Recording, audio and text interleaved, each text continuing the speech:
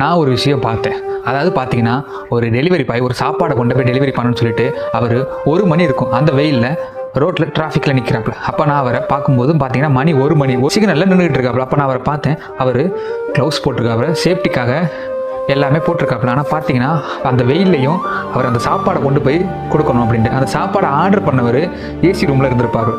ஆனால் பார்த்தீங்கன்னா அவர் சரியான வெயிலில் நிற்கிறாப்புல. நான் அப்போ யோசித்தேன், எதுக்கு வரும்? அப்போ தான் புரியுது, அவரோட குடும்பம் நல்லா இருக்கணும், அவரோட குடும்பத்துக்காக அவர் எவ்வளோ வெயிலாக இருந்தாலும் எவ்வளோ மழையாக இருந்தாலும் அவங்க கஷ்டப்படுறாங்க. வெளிநாட்டு வேலைனா ஈஸி, போனோமா சம்பளம் கொடுப்பாங்க, லட்சமாக சம்பாதிப்பாங்க அப்படின்னு எல்லாரும் சொல்லுவாங்க. ஆனால் அப்படி இல்லை.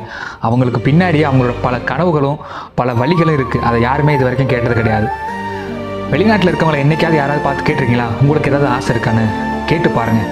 அப்போ சொல்லுவாங்க அவங்க மனசில் எவ்வளோ கவலைகள் இருக்குது, எவ்வளோ வழிகள் இருக்குன்னு. நண்பர்கள் யாராவது வெளிநாட்டில் இருந்தாங்கன்னா அவங்களுக்கு இந்த வீடியோ ஷேர் பண்ணுங்கள்.